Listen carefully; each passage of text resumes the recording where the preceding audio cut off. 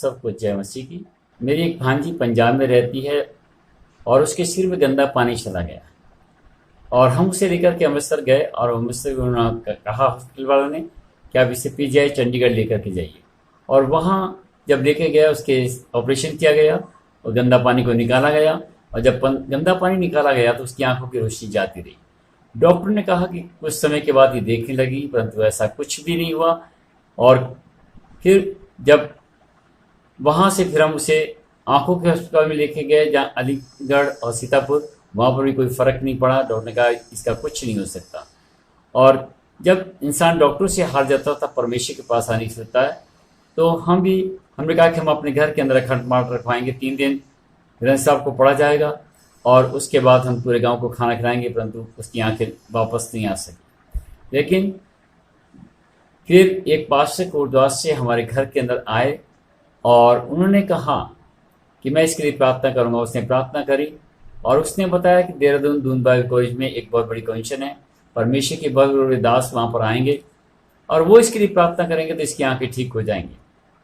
परमेश्वर ने वो मौका मुझे दिया और मैं अपनी भांजी को लेकर के दून बाइबल कॉलेज में गया और उस मीटिंग में अटेंड किया। और जब वहाँ पर मैंने परमेश्वर के वचन को सुना तब मैं जाने पाया मैं कितना बड़ा गुनाहगार हूँ, क्योंकि मैं तो बहुत गलत काम करता था।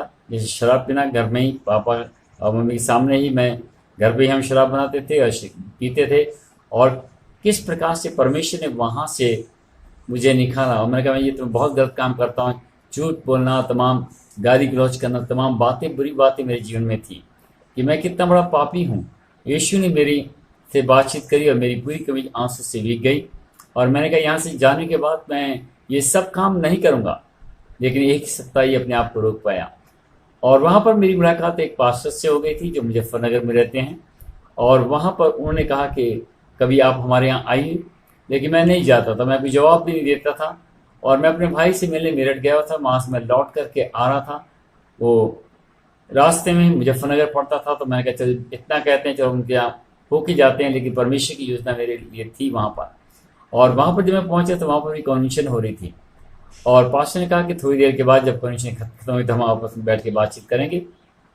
और जब मैंने वहाँ पर दोबारा परमेश्वर का वचन सुना तो वही मेरी हालत जो देहरादून में थी वही हालत फिर हुई। और तब मैंने कहा प्रभु मैं यहाँ पर हूँ और मैंने प्रभु को ग्रहण किया, बपतिस्मा लिया और प्रभु के साथ उनके साथ मैं 20 दिन रहा। मैं वहाँ से मैंने पत्र लिखा घर पर कि मैंने प्रभु को ग्रहण कर लिया। तो पापा ने जवाब दिया यहाँ पे आने की जरूरत नहीं, आप वहीं रहिए। 20 दिन मैं वहाँ पर रहा और 20 दिन के बाद मेरा भाई आया, मुझे घर पर लेकर के आए और पापा ने कहा कि अगर तुम किसी भी क्रिश्चियन से मिलोगे तो हम तुम्हें गोली से मार देंगे। मैं डर गया और मैंने कहा ठीक है, मैं किसी क्रिश्चियन से नहीं मिलूँगा। बोले ठीक है, वो जो तुझे करना कर ले, लेकिन जैसा हम करते हैं वैसे ही करना होगा। और इस प्रकार से परमेश्वर की आत्मा, हमारे वहाँ गांव में कोई भी क्रिश्चियन नहीं था, ना कि जिससे मैं मदद से, ना बाइबल थी ना कुछ भी था। और परमेश्वर की आत्मा उभारती है और बातचीत करती है और परमेश्वर की आत्मा बात करती है कि तुम्हें संगति की जरूरत है। और मैं चोरी से 10 किलोमीटर नजियाबाद में किसी भी क्रिश्चियन को नहीं जानता था, कोटद्वार में सिर्फ उस पास्टर को जानता था। तो मैं सामान लेने के लिए 15 किलोमीटर आता था और पास्टर के साथ सामान लिया और पास्टर के साथ प्रार्थना करके वापस चला जाता था। पता नहीं मेरे भाई को कैसे मालूम हो गया कि मैं वहाँ चोरी जाता हूँ, तो चोरी से जाता हूँ और वो पीछे पीछे मेरे आए। मेरे भाई को पता नहीं कैसे मालूम हुआ कि मैं प्रार्थना करने के लिए कोटद्वार जाता हूँ और वो मेरे पीछे पीछे आ गए। और जैसे वो मेरे पीछे पीछे आए और मैं और पास्टर प्रार्थना में लगे थे, मैं आंखें बंद थी। जैसे मेरे भाई वहाँ पहुँचे उन्होंने मुझे कान से पकड़ा। मैंने आंखें खोल के देखी तो देखा तो अपने भाई को सामने देखा, मैं डर गया। और मेरे मन में एक विचार आया कि परमेश्वर क्या मुझे यहाँ से जाने के बाद मेरे भाई को यहाँ नहीं ला सकता था। लेकिन आज मैं जानता हूँ कि परमेश्वर ने क्यों ऐसा किया। अगर परमेश्वर नहीं करता तो मैं इतना मजबूत प्रभु में कभी नहीं हो पाता। और उसके बाद घर पर गए, घर पे पापा बताइए वो प्रार्थना कर रहा था। पापा ने कहा हमने तुम्हें मना किया क्यों गए? मैं कहा बुरा काम करने के लिए नहीं, केवल प्रार्थना के लिए गया। बोला ये नहीं हो सकता, जैसे हमने आपको पहले भी कह दिया था। और नहीं, अगर तुम्हारे हमारे साथ रहना तो वहाँ पर तुम चले जा सकते हो। मैंने कहा नहीं, मैं रहूँगा आपके साथ, लेकिन प्रार्थना के लिए वहाँ जाऊँगा। बोले यहाँ हमारे साथ रहना जैसा हम करते हैं वैसे करना होगा। मैंने कहा ये मेरे लिए संभव नहीं है। बोले जो तुम कह रहे हो वो हमारे लिए संभव नहीं है, इसलिए तुम वहीं चले जाओ। मैंने ठीक है, मेरे कपड़े मुझे दे दीजिए, मैं वहीं चला जाता हूँ। तो मेरे पापा ने मुझसे कहा कि जिस यीशु से कि तुम प्रार्थना करते हो उसी से कपड़े भी मांगो। और मैं वही जो कपड़े जो मेरे तन पे पहने हुए थे उसी को ले करके मैं गुरुद्वारा पैदल चल कर के आया। पैसे भी नहीं थे। और यहाँ पर आने के बाद मैंने पास्टर के घर गया और वहाँ से मैंने पैसे लिए और मैं मुजफ्फरनगर गया और वहाँ से मैंने दूंगा कॉलेज में अप्लाई किया। और परमेश्वर ने मुझे वहाँ पर बीटीएच करने का सौभाग्य दिया। वहाँ से कंप्लीट करने के बाद फिर एक दूसरी शुरुआत मेरे जीवन की होती। कोई काम नहीं था, ट्रेनिंग कर ली थी, 3 साल की ट्रेनिंग कर ली थी, घर भी वापस नहीं जा सकता था। तो 3 महीने का समय मैंने प्लेटफॉर्म पे गुजारा। उस वजह से प्रभु तू जीवित परमेश्वर है, अद्भुत काम को करने वाला है। ना मेरे पे घर है, ना काम है और ना मैं कहीं रह सकता हूँ। और तब पर एक स्कूल में मुझे 200 रुपये में नौकरी मिली। 160 का मैंने कमरा लिया और उसी से मैं प्रभु में बढ़ता चला गया। और ट्यूशन पढ़ाता था। संडे को एक चर्च मिला, बोले 100 रुपये पे करेंगे। मैंने कोई बात नहीं, मैं वहाँ आऊँगा। और उससे अधिक मेरा किराया भी खर्च हो जाता, लेकिन मैं फिर भी जाता रहा। परमेश्वर ने मुझे आशीष दी। और उसके बाद शादी हो गई। एक छोटे से कमरे के अंदर हम रहना शुरू किया और बहुत थोड़े पैसे थे, लेकिन परमेश्वर, मेरी वाइफ एक छोटा सा जॉब करती थी 800 रुपये का, जिसमें हमें कमरे किराया और 300 रुपये हमें पर मंथ उनके स्कूल तक जाने के लिए खर्चा निकालना पड़ता था। और इस प्रकार से जीवन चल रहा था। परमेश्वर ने मुझे बढ़ाया और 7 साल के बाद मेरी वाइफ को परमेश्वर ने गवर्नमेंट जॉब दिया। ये सब परमेश्वर के अनुग्रह से ही होने पाया। ये परमेश्वर जीवित और जिंदा है और वो अद्भुत कामों को करने वाला है। इसलिए मैं उस महान परमेश्वर का धन्यवाद करता हूँ कि उसने मुझे वहाँ से गया। प्रभु में जब आप बढ़ते हैं तो बहुत से ट्रायल्स, बहुत से टेम्पटेशन आपके जीवन में आएंगे। और जब वो टेम्पटेशन आते हैं आप घबराइए नहीं। जब आप परीक्षा देंगे तभी पास होंगे, तभी आप तरक्की करेंगे। ये मैं आपको, ये मेरा अपना अनुभव है कि जैसे ही आप परीक्षा देते हैं, परीक्षा का मतलब है आप अगली क्लास में जा रहे हैं। परमेश्वर ने वो सौभाग्य मुझे दिया और मैंने उस कार्य को किया। और उसके बाद परमेश्वर ने अद्भुत रीति से मेरे जीवन में कार्य किया। और परमेश्वर ने जो चर्च में कोई नहीं आता, मैं बराबर लोगों के पास जाता था, विजिट करता था, लोगों को कहता चर्च में आइए। और बहुत साल तक कोई भी चर्च में नहीं आया। सब कोई भी मना नहीं करता था कि हम चर्च में नहीं आएंगे, लेकिन कोई भी नहीं आता था। और तब मैंने प्रभु से बात की, प्रभु मैं तेरी सेवा बड़ी आराम से और सच्चाई के साथ और पवित्रता करता हूँ, लेकिन कोई भी चर्च में नहीं आता है। और प्रभु ने कहा कि तुझे लोग चाहिए या मैं चाहिए। और तब मैंने कहा प्रभु मैं यहाँ पर हूँ, अगर तू मेरे साथ यहाँ पर है तो मुझे किसी के पास जाने की ज़रूरत नहीं है। अब मैं यहाँ से कहीं नहीं जाऊँगा। और प्रभु ने वहाँ पर मुझे रखा। और उसके बाद मैंने कहा मैं किसी का प्रचार करने के लिए भी नहीं जाऊँगा। और उस दिन से प्रभु ने अपना कार्य शुरू किया। तो हम इन लोगों को कहाँ पर बिठाएंगे? प्रभु ने 2015 में हमें चर्च हमारे को बड़ा किया, 40/40 का कराया। परमेश्वर का धन्यवाद करता हूँ। परमेश्वर ने सारी आशीष दी और फिर हमने अपना घर को बनाया। परमेश्वर ने मेरी वाइफ को गवर्नमेंट जॉब दिया और तो हमने ज़मीन खरीदी, मकान बनाया और आज इसमें रह रहे हैं। परमेश्वर का धन्यवाद। लेकिन 28 साल तक हमारे पास कोई भी जो है संतान नहीं थी। और 2016 में 1 जनवरी को मेरी वाइफ ने, हम लोग चर्च में अलग प्रकार से कहते हैं, जो हर साल हमने मांगा उसी प्रकार से परमेश्वर ने किया।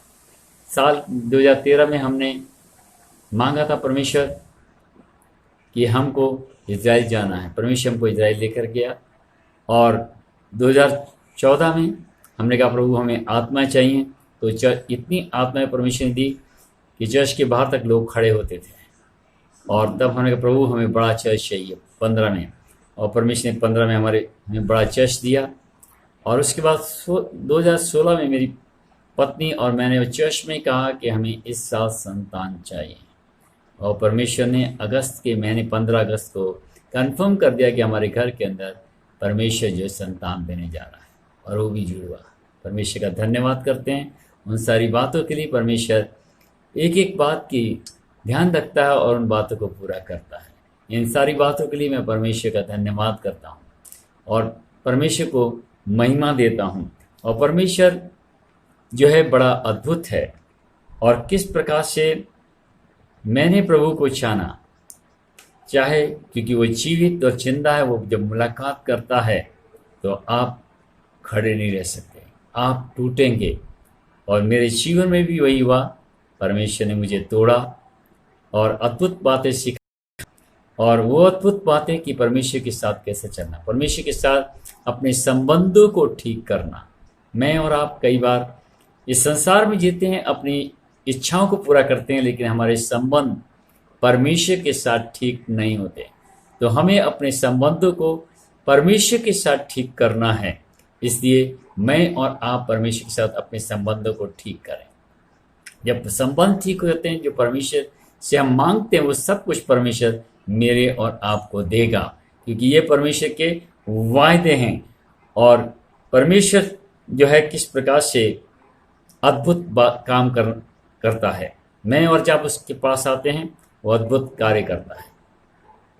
मैं उन बातों की गवाही देना चाहता हूँ जो मेरे चर्च में परमेश्वर कर रहा है। एक 22 साल की एक लड़की है, दीपा नाम है उसका, और वो बचपन से भागी भागी फिरती, अपने जवान लड़की के कपड़े फाड़ देती, भागी भागी फिरती। उसके माँ बाप ने कई जगह पर लेके गए, पहली बार चर्च में लेकर के आए, और मैंने केवल प्रार्थना करी। और जब प्रार्थना करी, परमेश्वर ने से उस बच्ची को छुआ, और 22 साल के बाद पहली बार उसने अपनी माँ को माँ कहा। और एक चांगीपुर का एक बच्चा है जो ना बोलता था ना चलता था, उसकी माँ उसे गोदी में उठा करके लेके आई थी। और हम जब लेकर के आई, वहीं भी प्रार्थना करी, परमेश्वर चर्च में ही वो चलना शुरू हो गया। जब घर पहुंचा उसने बोलना भी शुरू कर दिया। और परमेश्वर ने बहुत अद्भुत, कितनी दुष्ट आत्मा केस, बीमार, ब्लड कैंसर के रोगी चंगे हुए, और दुष्ट आत्मा की तो कोई गिनती नहीं है। और परमेश्वर ने अलग अलग प्रकार की बीमारियों से लोगों को चंगा किया, थायराइड के, हार्ट के लिए, और सबसे HIV एड्स तक के लोग चंगे हुए। परमेश्वर का धन्यवाद करता हूँ। ये सारी मेरा काम नहीं है, ये परमेश्वर ने उनको छुआ। मैंने उनके साथ एक मन होकर प्रार्थना करी, जो प्रभु ने कहा तुम्हें दिया जाएगा। और मैंने उनके साथ मिलकर के प्रार्थना करी और परमेश्वर ने दिया। उन सारी गवाहियों के लिए मैं परमेश्वर का धन्यवाद करता हूँ। सारी महिमा अपने परमेश्वर को देता हूँ, क्योंकि परमेश्वर इसके लायक है। वो अद्भुत बातें करने वाला परमेश्वर है। मैं उन तमाम भाई बहनों से भी कहना चाहूँगा जो मेरी तरह अपनी ज़िंदगी की स्ट्रगल को झेल रहे हैं, और किस प्रकार से वो सोचते हैं कि हमारे जीवन का क्या होगा। तो मैं आपको बताना चाहता हूँ, आप यीशु के स्वाद को चख कर देखिए। और यीशु कभी बदलता नहीं है, वो छोड़ता नहीं है। अगर आप उसके पास आएंगे तो वो आपको छुएगा और अद्भुत बातें आपके जीवन में करेगा। और वो जो है आपको आप हालत से निकाल के बाहर करेगा, क्योंकि बाइबल कहती है कि तुम किसी ऐसी परीक्षा में नहीं पड़े जो तुम्हारे श्रेणी से बाहर हो। और परमेश्वर आपको आपकी परीक्षा से बाहर करेगा, और परमेश्वर आपको उठाएगा और आपके लिए अद्भुत रास्ते निकालेगा, क्योंकि वो आपके लिए अद्भुत कल्पनाएं करता है। लेकिन मेरे और आपको उसके चरणों के पास बैठ करके उसकी नज़दीकी में आने की आवश्यकता है। जब हम अपने मुंह से उससे प्रार्थना करके मांगेंगे तो परमेश्वर देगा। तो मैं तमाम उन भाई बहनों से जो हताश हैं, निराश हैं, उदास हैं, मैं उनसे कहना चाहूँगा कि वो आकर के परमेश्वर के स्वाद को चखें और उससे अपने संबंधों को ठीक करें। जब संबंध ठीक हो जाएंगे तो दुनिया की सारी चीज़ें आपको मिल जाएंगी। जैसे उसने मुझे दी वो आपको भी देगा। परमेश्वर किसी का पक्षपात नहीं करता है, क्योंकि वो जीवित और जिंदा परमेश्वर है। वो अद्भुत कार्य करता है, और उसका नाम अद्भुत युक्ति करने वाला परमेश्वर है। वो आश्चर्य करता है। मैं सारी महिमा आदर सम्मान उसी को देता हूँ।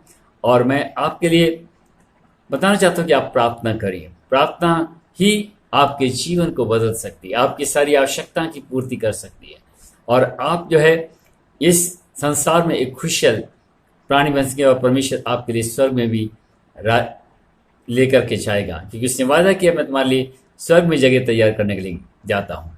सारी महिमा परमेश्वर को देता हूँ। आप इस प्रकार से करेंगे, आप निश्चित रूप से मैं कहना चाहूँगा कि आप जो है आशीष पाएंगे। कोई भी चीज़ परमेश्वर आपसे रख नहीं छोड़ेगा कि आप उसके बेटे और उसकी बेटी बन जाएंगे। धन्यवाद। आइए हम लोग प्रार्थना करें, अपने सरों को झुकाएंगे। एक छोटी सी प्रार्थना मैं आप सबके लिए करना चाहता हूँ कि आप भी परमेश्वर से आशीष प्राप्त करें। आइए हम आंखें बंद करेंगे। पिता परमेश्वर, मैं धन्यवाद देता हूँ तमाम उन भाई बहनों को जो चिंतित और परेशान हैं पिता परमेश्वर, और प्रभु मुसीबत में घिरे हुए हैं, और पिता परमेश्वर तू उनके साथ हो। प्रभु होने दे, उनकी सहायता कर, और पिता परमेश्वर उनको आशीष भर कर दे, ताकि वो भी उस आनंद को जो स्वर्गीय आनंद है और इस संसार में जो अनंत खुशी है उसको ले सके। जिस प्रकार से तूने मुझे वो अनंत खुशी और अनंत जीवन दिया है, उसी प्रकार से तमाम मेरे तरह के भाई बहनों को कठिनाइयों का सामना कर रहे हैं, वो उससे बाहर निकल सके। सारी महिमा जता तुझे देता हूँ यीशु मसीह के नाम से, आमीन।